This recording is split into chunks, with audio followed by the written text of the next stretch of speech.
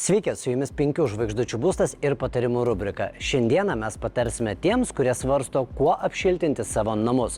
Arūnai, mes susitinkame pasikalbėti labai rimtą temą. Nusistovėję sprendimo būdai yra vata ir polistirolis. Tokie populiariausi, ar ne?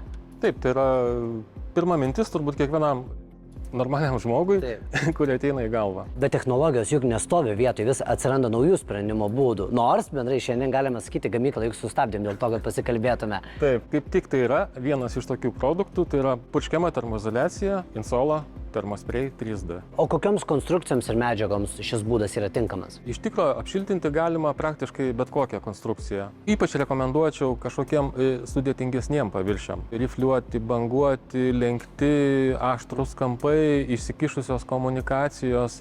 Na, kaip pavyzdžiui, vėdinimo arba rekuperacijos vamzdžiai, neapšiltinamai palėpiai, kad nerasvotų. Gali būti tai kubilai, gali būti piltelės, priešpilčiai, gali būti moduliniai namukai. Arba kažkokios patalpos nedidelės, tai kaip balkonai, palėpės, stoginės, vonios, katilinės, sandėliukai, garažai, konteineriai. Čia galima turbūt dar daug ir daug vardinti. Realiai namuose, jeigu radai plyšį, per kurį pučia, tai tu principė turi būdą, kaip nesudėtingai pašalinti šilumos praradimą jame.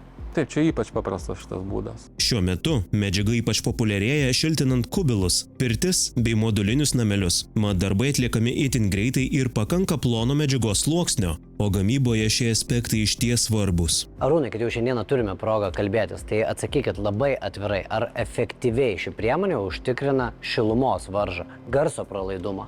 Kas liečia šilumos varžą, produktas turi šilumos laidumo koeficientą ypač gerą.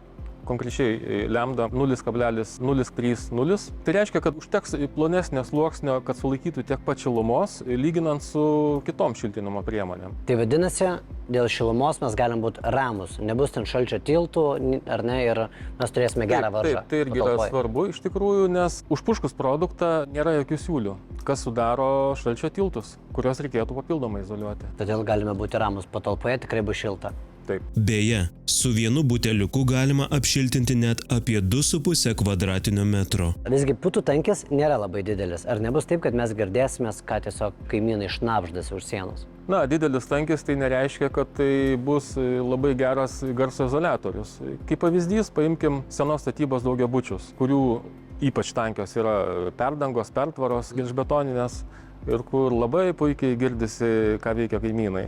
Sustingęs šis produktas sudarytas iš porų ir turi net 80% uždarų porų. Dėka to bus iš tikrųjų ne tik šilta, bet ir stipriai sumažinsim garso pralaidumą. O kaip yra su montavimu? Ar sudėtinga, ar ne? Mes turime kviesti specialistus, galime pasidaryti patys su artimųjų pagalba. Tai yra pasidaryk pats variantas. Tiek jam, tiek jai.